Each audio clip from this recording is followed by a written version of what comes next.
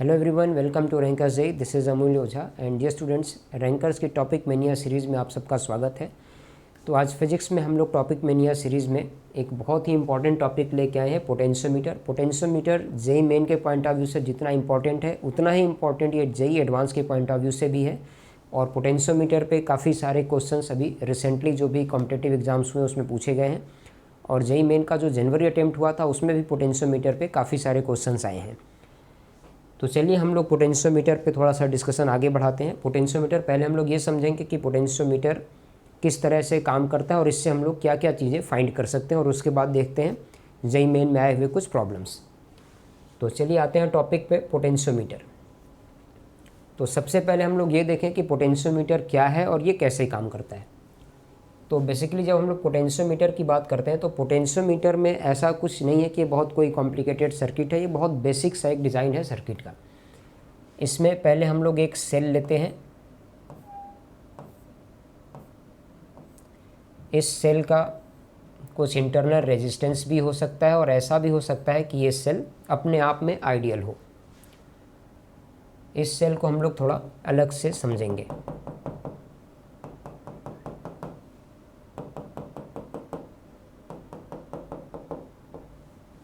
तो ये एक सेल है जो कि सर्किट को ड्राइव करने का काम करता है। तो इस सेल को हम लोग यहाँ पर ड्राइवर सेल बोलेंगे, या प्राइमरी सेल भी कह सकते हैं, ड्राइवर सेल या प्राइमरी सेल, ड्राइवर सेल। इसका काम क्या है? प्राइमरी सर्किट को ड्राइव करना। तो यहाँ पर हम लोग इसमें जो प्राइमरी सेल है इसके ईएमएफ को थोड़ी देर के लिए ई नॉट सपोज कर लेते हैं, और इसमें कुछ इंटरनल रेजिस्टेंस हो भी सकता है, इसकी वैल्यू को हम लोग आर नॉट सपोज कर लेते हैं। इसके बाद हम लोग एक वेरिएबल रेजिस्टेंस को भी सर्किट में जोड़ते हैं। यहाँ पर हम लोग एक रेजिस्टेंस अपनी तरफ से और ऐड कर देते हैं सर्किट में, जिसको अपने रिक्वायरमेंट के हिसाब से हम लोग एडजस्ट कर सकते हैं।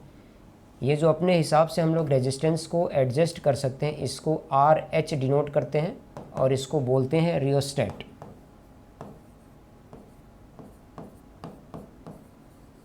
इसको क्या बोलना है? रियोस्टेट। ये दो चीज़ें हो गई। इसके बाद हम लोग इसमें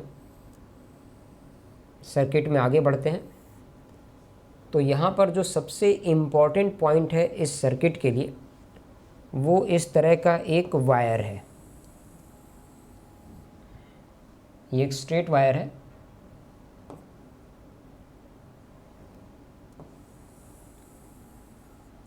एक यूनिफॉर्म क्रॉस सेक्शन का और एक यूनिफॉर्म मटेरियल का कोई यूनिफॉर्म वायर मान लेते हैं।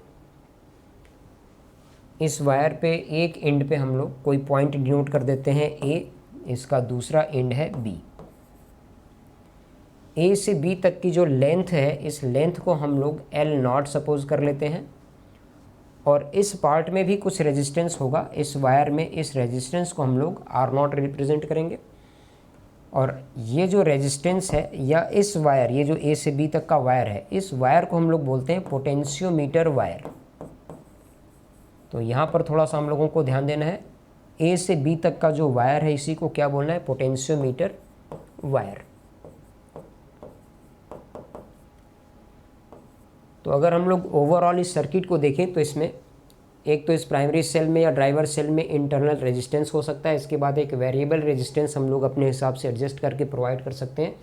जो रियोस्टेट से प्रोवाइड होने वाला रेजिस्टेंस है ये एक वेरिएबल रेजिस्टेंस होता है आर, इसको हम लोग वेरिएबल दिखाते हैं ऐसे। दूसरा, इसमें हमने एक वायर अलग से जोड़ दिया, इसको पोटेंशियोमीटर वायर बोलना है, और इस वायर का भी कुछ न कुछ रेजिस्टेंस है जिसको हमने आर नॉट रिप्रेजेंट किया है। अभी तक ये सर्किट कंप्लीट नहीं है। इस सर्किट को कंप्लीट करने के लिए बी पॉइंट को हम लोग यहाँ पर रियोस्टेट पे कहीं ना कहीं ज्वाइन कर देते हैं, और इसमें जो पॉइंटर है ये जितने जहाँ पर कनेक्टेड होगा उसके अकॉर्डिंग ये रियोस्टेट के कुछ पर्टिकुलर लेंथ को ही इंगेज करता है। जैसे यहाँ पर अगर ये लगा हुआ है तो ये छोटा रेजिस्टेंस होगा, थोड़ा दूर हम लोग इस पॉइंट को शिफ्ट कर दें तो रेजिस्टेंस बढ़ जाएगा, और अगर इधर लेके चले आएँ तो मैक्सिमम हो जाएगा। इस पॉइंट को यहाँ शिफ्ट कर दें तो रियोस्टेट से मिलने वाला रेजिस्टेंस ज़ीरो हो जाएगा। इस तरह से हम लोग यहाँ से एक वेरिएबल रेजिस्टेंस प्रोवाइड कर सकते हैं। तो ये इतना जो सर्किट है ये एक बेसिक सर्किट है। है ना। ये इसमें प्राइमरी सर्किट या बेसिक सर्किट हम लोग कह सकते हैं।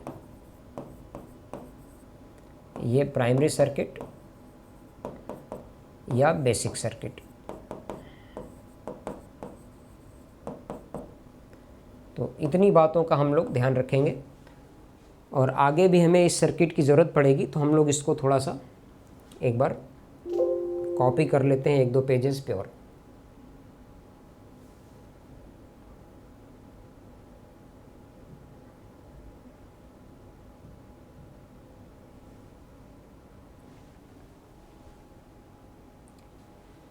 तो अब यहाँ पर हम लोग अपने डिस्कशन को आगे बढ़ाते हैं। देखिए, पहला काम जो है, ये जो प्राइमरी सर्किट है, पहले हमें यहीं से कुछ एनालिसिस करनी होती है और उस एनालिसिस के बेसिस पे हम लोग यहाँ पर कुछ चीज़ें डिफ़ाइन करते हैं। जैसे इस सर्किट में फ़्लो होने वाला करंट, अगर हम लोग इस सर्किट में फ़्लो होने वाले करंट की बात करें, इस सर्किट में फ़्लो होने वाले करंट की, तो प्राइमरी सर्किट में फ़्लो होने वाला करंट हम लोग थोड़ी देर के लिए मान लेते हैं I0 है, I0। तो I0 की वैल्यू हमें कैसे मिलेगी? प्राइमरी सेल के साथ जो EMF है डिवाइडेड बाय पूरे सर्किट का रेजिस्टेंस, जिसमें R0 आ सकता है, RH आ सकता है और ये कैपिटल R0 भी आ सकता है। तो small R0 plus RH plus capital R0, ये है करंट। एक बार हमें सर्किट का करंट मिल जाए तो इस करंट को हम लोग ये पोटेंशियोमीटर वायर के क्रॉस जो रेजिस्टेंस है, इसके रेजिस्टेंस से मल्टीप्लाई कर देते हैं, जिससे हमें पोटेंशियल डिफरेंस मिल जाता है ये पोटेंशियोमीटर वायर के एंड्स के बीच में। इस पोटेंशियल डिफरेंस को हम लोग VAB रिप्रेजेंट करेंगे, जो A से B तक पोटेंशियोमीटर वायर पे पोटेंशियल डिफरेंस आएगा। इसकी वैल्यू कैलकुलेट करना चाहे तो करंट इनटू रेजिस्टेंस हम लोग लिख सकते हैं I0 मल्टीप्लाइड बाय R0। ये हो गया पोटेंशियल डिफरेंस इस पूरे लेंथ पे। I0 हमारे पास कैलकुलेटेड है और R0 इसमें पोटेंशियोमीटर वायर का रेजिस्टेंस है। अब यहाँ तक कैलकुलेशन के बाद हम लोग क्या करते हैं, इसमें ये जो वायर हमने लिया है पोटेंशियोमीटर वायर, इसका कुछ लेंथ है L0। तो इसमें जैसे अगर हम लोग कोई छोटा पोर्शन कंसिडर करें लेंथ का, तो उसका रेजिस्टेंस छोटा हो जाएगा और जिस रेशियो में रेजिस्टेंस छोटा होगा उसी रेशियो में उस पर्टिकुलर पार्ट पे पोटेंशियल डिफरेंस भी छोटा हो जाएगा। तो बेसिकली ये जो पोटेंशियल डिफरेंस है, ये पूरे लेंथ पर एक तरह से हम लोग डिस्ट्रीब्यूटेड मान सकते हैं और उसके हिसाब से हम लोग यहाँ पर एक टर्म डिफ़ाइन करते हैं। यहाँ पर हम लोग एक टर्म डिफ़ाइन करेंगे पोटेंशियल ग्रेडियंट। ये एक बहुत इम्पॉर्टेंट टर्म है, पोटेंशियल ग्रेडियंट।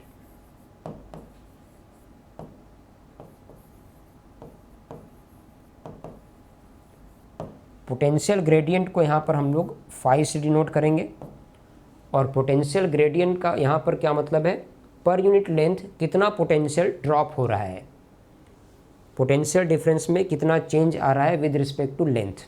तो इसको हम लोग लिखेंगे VAB divided by potential difference across the wire AB divided by length of wire AB which is L0।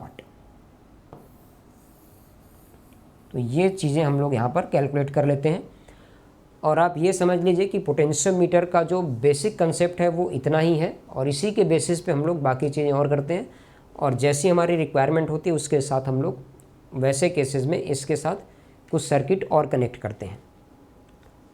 तो यहाँ पर हम लोग 1-2 चीज़ें देख पा रहे हैं कि ये इसमें हमने एक कैलकुलेशन किया है पोटेंशियल ग्रेडियंट फाई का। अभी इसमें हम लोग एक टर्म और डिफाइन करते हैं, सेंसिटिविटी। पोटेंशियोमीटर में सेंसिटिविटी के लिए क्या है, जब इसमें जैसे हमें किसी छोटे सेल का पोटेंशियल डिफरेंस या EMF मेज़र करना हो तो छोटे से छोटे EMF को ये रीड कर सके, इसके अकॉर्डिंग अगर हम लोग इसको डिज़ाइन करना चाहें तो उसके लिए हमें एक सिग्निफिकेंट लेंथ पर पोटेंशियल डिफरेंस बहुत छोटा चाहिए होता है। तो अगर हमें लेंथ पे पोटेंशियल डिफरेंस छोटा चाहिए तो उसके लिए या तो हम लोग फाई की वैल्यू को छोटा कर दें या फिर इस लेंथ को बढ़ा दें। तो हम लोग यहाँ पर एक टर्म डिफाइन करते हैं सेंसिटिविटी, उसको हम लोग यहीं पर नोट कर लेते हैं, सेंसिटिविटी। तो पोटेंशियोमीटर ज़्यादा सेंसिटिव कब होगा, जब इसमें लेंथ को बढ़ा दिया जाए या लेंथ को बढ़ा के फाई को घटा दिया जाए। तो तो या तो हम लोग सेंसिटिविटी को अगर देखें तो सेंसिटिविटी कब हाई होगी, जब लेंथ क्या हो जाए, बढ़ जाए, या हम लोग ये कह सकते हैं कि लेंथ को बढ़ाएं या फिर पोटेंशियल ग्रेडियंट को घटा दें। दोनों चीज़ें हैं, पोटेंशियल ग्रेडियंट को घटा दिया जाए। इन दोनों केसेस में सेंसिटिविटी को बढ़ाया जा सकता है। तो अगर ध्यान से देखा जाए तो सेंसिटिविटी क्या है, इन्वर्सली प्रोपोर्शनल है पोटेंशियल ग्रेडियंट के और डायरेक्टली प्रोपोर्शनल है लेंथ ऑफ पोटेंशियोमीटर वायर के। तो ये इतना इसका बेसिक प्रिंसिपल है। अब हम लोग देखते हैं कि इससे हम लोग क्या क्या चीज़ें और कर सकते हैं। तो जैसे इसमें एक काम हम लोग ये कर सकते हैं कि किसी अननोन सेल का ईएमएफ फाइंड करना हो। पहला काम इसमें हम लोग क्या कर लेते हैं, to find EMF of unknown cell.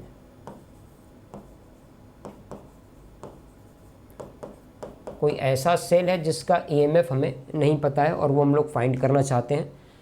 तो इसके लिए हम लोग क्या करेंगे, जो अननोन सेल है उस सेल को यहाँ पर पोटेंशियोमीटर वायर के साथ पैरेलल में जोड़ देते हैं इस तरह से। हो सकता है कि अननोन सेल का ईएमएफ ई हो और इसमें भी कुछ इंटरनल रेजिस्टेंस होगा स्मॉल आर। इसको इस तरह से कनेक्ट करेंगे जिससे कि पॉजिटिव पोलैरिटी प्राइमरी सेल का और अननोन सेल का सेम हो। इसके बाद यहाँ दूसरे एंड पर हम लोग एक स्विच लगा देते हैं और स्विच के साथ कनेक्टेड होता है एक गैल्वेनोमीटर। यहाँ पर हम लोग एक गैल्वेनोमीटर लगाते हैं। गैल्वेनोमीटर के साथ एक पॉइंटर कनेक्टेड होता है जिसको हम लोग जॉकी बोलते हैं। इसको जे से डिनोट कर सकते हैं और इसको क्या बोलते हैं, जॉकी। तो यहाँ पर इस जॉकी को हम लोग पॉइंट ए से धीरे धीरे राइट की ओर मूव कराते जाते हैं और गैल्वेनोमीटर में करंट का डिफ्लेक्शन देखते हैं। तो जैसे जैसे हम लोग इसमें जॉकी को मूव कराते हैं तो ऐसे बीच में कहीं ना कहीं एक ऐसा पॉइंट आ जाता है जहाँ पर गैल्वेनोमीटर का डिफ्लेक्शन ज़ीरो हो जाता है।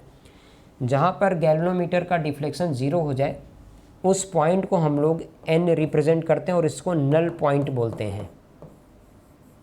नल पॉइंट या बैलेंस पॉइंट भी कह सकते हैं, नल पॉइंट या बैलेंस पॉइंट,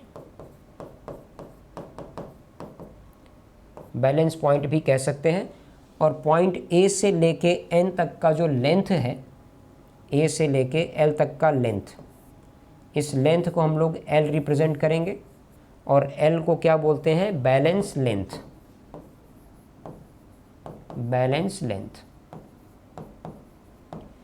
इस लेंथ को अगर एक बार हम लोग मेज़र कर लें तो इस लेंथ के करस्पॉन्डिंग कितना पोटेंशियल डिफरेंस होगा ये हम लोग चेक कर सकते हैं। और ये जो पोटेंशियल डिफरेंस होगा इस गिवन लेंथ पर, उस पोटेंशियल डिफरेंस की वैल्यू हम लोग लिख सकते हैं पोटेंशियल ग्रेडियंट की हेल्प से। तो ये पोटेंशियल डिफरेंस आएगा फाई मल्टीप्लाइड बाय एल। इसको एक इक्वेशन लिख लेते हैं। और दूसरी चीज़ अगर हम लोग देखें तो यही जो पोटेंशियल डिफरेंस है उतना ही पोटेंशियल डिफरेंस यहाँ पर इस सेल के अक्रॉस भी होना चाहिए जिससे कि गैल्वेनोमीटर में करंट का फ्लो रुक जाए। तो ये जो पोटेंशियल डिफरेंस है फाई इंटू एल, यही पोटेंशियल डिफरेंस और किसके बराबर हो जाना चाहिए, ईएमएफ ऑफ अननोन सेल के। तो इन दोनों को अगर हम लोग कंपेयर कर दें तो हमें अननोन सेल का ईएमएफ मिल जाता है फाई इंटू एल। फाई क्या है, पोटेंशियल ग्रेडियंट, और एल क्या है, बैलेंस लेंथ, जिस पे कि हमने इस अननोन सेल को बैलेंस कराया हुआ है। तो ये अननोन सेल का ईएमएफ फाइंड करने का तरीका हो गया। इस तरह से हम लोग इसमें अननोन सेल का ईएमएफ फाइंड कर सकते हैं। और अगर मान लीजिए हमारे पास कोई दो डिफरेंट अननोन सेल्स हों, दोनों के लिए हमें आपस में उनका ईएमएफ कंपेयर करना हो या उन दोनों का ईएमएफ फाइंड करना हो, तो वन बाय वन हम लोग जैसे एक बार पहला सेल लगाएंगे, उसके लिए कैलकुलेशन चेक कर लेंगे, फिर दूसरा सेल इसको रिप्लेस करके लगाएंगे, फिर कैलकुलेशन चेक कर लेंगे, ऐसा कर सकते हैं। या कई बार क्या करते हैं, ऐसे केस में अगर हमें दो सेल मिल जाएं और दोनों को एट वंस हमें कंपेयर करना हो तो उसमें दोनों को ही पैरेलल में जोड़ देते हैं इस तरह से। यहाँ पर ईएमएफ मान लेते हैं E1, इसका इंटरनल रेजिस्टेंस R1। इसके बाद दूसरा सेल भी यहीं से जोड़ देंगे, दूसरे सेल का EMF E2, internal resistance R2, और यहाँ पर एक टू वे स्विच होता है जिससे गैल्वेनोमीटर कनेक्टेड होगा इस तरह से। तो ये वाला स्विच एक बार ऊपर वाले सर्किट से कनेक्ट होगा और एक बार नीचे वाले सर्किट से कनेक्ट होगा, और दोनों केसेस में दो डिफरेंट हमें नल पॉइंट मिल सकते हैं N1, और हो सकता है दूसरे केस में ये इधर कहीं मिल जाए या उधर भी मिल सकता है N2। N1 तक का लेंथ L1, N2 तक का लेंथ L2, और इसके बेसिस पे हम लोग एक कैलकुलेशन लिख सकते हैं E1 is equal to 5L1, और इसी तरह से E2 is equal to 5L2, और इन दोनों को हम लोग सॉल्व कर देंगे तो हमें E1 और E2 का रेशियो L1 और L2 के हिसाब से मिल जाएगा, या फिर अगर मैं फाई की वैल्यू हमने पहले ही कैलकुलेट कर रखा हो तो उसके बेसिस पे हमें इनकी वैल्यूज़ भी मिल जाएंगी E1 और E2 की। यहाँ पर एक थोड़ा सा ध्यान देने वाली बात और है कि इसमें हमने जो भी सेल्स कंसीडर किए हैं नॉन सेल, उन दोनों में इंटरनल रेजिस्टेंस को हमने कंसीडर किया है, लेकिन इंटरनल रेजिस्टेंस का अभी तक कहीं यूज़ नहीं आया। तो इंटरनल रेजिस्टेंस का अभी तक यूज़ इसलिए नहीं आया क्योंकि हमने सर्किट को ऐसे बैलेंस किया है कि इस सेल से, जो सेकेंडरी सर्किट है, उस सेल से सर्किट में कोई करंट फ्लो नहीं हो रहा है। ऐसे केस में जब सर्किट से इस सेल से करंट का फ्लो नहीं होगा तो इस सेल के अक्रॉस पोटेंशियल डिफरेंस और इसका ईएमएफ दोनों बराबर हो जाते हैं। उस केस में इंटरनल रेजिस्टेंस का रोल ख़त्म हो जाता है। लेकिन कई बार ऐसा भी हो सकता है कि भाई हमें ऐसा कुछ दे दिया जाए और ये पूछ लिया जाए कि इसका इंटरनल रेजिस्टेंस ही कितना है, यही बता दिया जाए, तो उसके लिए भी हम लोग एक काम कर सकते हैं और उसमें सर्किट को थोड़ा सा हम लोग डिफरेंट तरीके से डिज़ाइन करते हैं। पहला काम वही है, सपोज करें कि इस बार हमारा पर्पज़ क्या है, टू फाइंड, इस बार हमारा पर्पज़ है to find internal resistance, to find internal resistance of unknown cell. इस बार हमारा पर्पज़ है किसी अननोन सेल का इंटरनल रेजिस्टेंस फाइंड करना। तो अननोन सेल का ये इंटरनल रेजिस्टेंस अगर हमें फाइंड करना है तो इसके लिए हम लोग सर्किट को थोड़ा सा इस तरह से डिज़ाइन करेंगे। पहले यहाँ पर सेल कनेक्ट कर लेंगे, इसका ईएमएफ है E, internal resistance R, EMF E, internal resistance R। इसके साथ में हम लोग क्या करते हैं, एक नॉन रेजिस्टेंस को इसके भी पैरेलल में जोड़ देते हैं। ये एक नॉन रेजिस्टेंस है जिसकी वैल्यू कैपिटल R है और ये इसके पैरेलल में कनेक्टेड है इस तरह से। गैल्वेनोमीटर को ऊपर वाले पॉइंट पे इसमें परमानेंटली कनेक्ट करके रखते हैं ऐसे, और यहाँ पर इधर वाला जो ये दूसरा पॉइंट है इसके लिए एक स्विच हम लोग अलग से और रखते हैं। इस स्विच को हम लोग कनेक्ट भी कर सकते हैं और डिसकनेक्ट भी कर सकते हैं। तो इसमें हम लोग दो केसेस लेते हैं, पहले इस की को क्या करते हैं, ओपन रखते हैं, बाद में इस की को क्लोज कर देते हैं, और दोनों केसेस में हम लोग 1 बाय 1 बैलेंस लेंथ फाइंड करते हैं। तो केस फर्स्ट में की ओपन होगा तो उस केस में ईएमएफ कहीं ना कहीं बैलेंस होगा और गैल्वेनोमीटर कहीं यहाँ पर हो सकता है एक बैलेंस पॉइंट दे देगा N1, और A से N1 तक का जो डिस्टेंस है वो होगा L1। इसके बाद जब हम लोग इस की को क्लोज कर देंगे तो इस सर्किट में भी एक करंट का फ्लो होने लगेगा, और उसके बाद हम लोग कोशिश ये करेंगे कि गैल्वेनोमीटर से करंट ना जाए, जिससे ये वाला करंट इसी में फ्लो होता रहे, इधर का करंट इधर ही फ्लो होता रहे। तो ये दोनों जुड़े हुए होने के बाद भी बिल्कुल डिसजॉइंट सर्किट्स होंगे।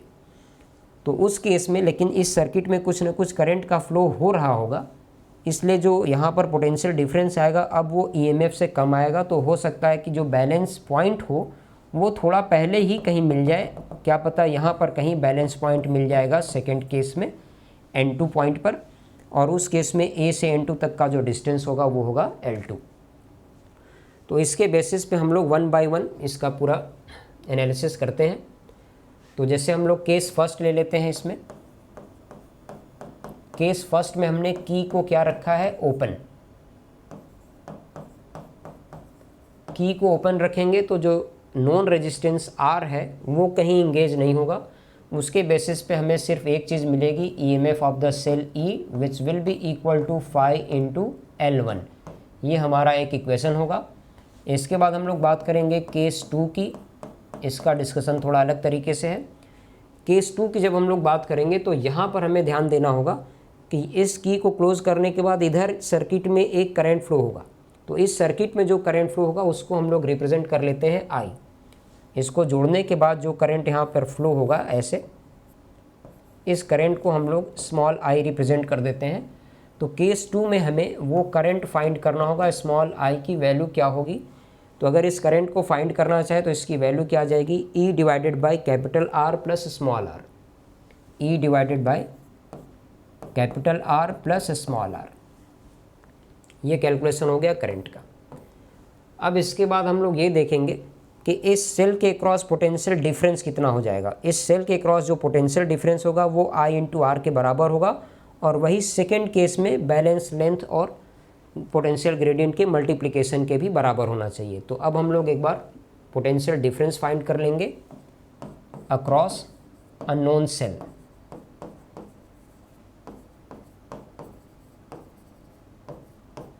अननोन सेल के अक्रॉस पोटेंशियल डिफरेंस फाइंड करेंगे तो यहाँ पर जो पोटेंशियल डिफरेंस हमें मिलेगा वो होगा आई टाइम्स कैपिटल आर, और यही पोटेंशियल डिफरेंस जो होगा वो सेकेंड केस में जो बैलेंस लेंथ मिल रहा होगा L2 multiplied by potential gradient phi के भी बराबर होना चाहिए।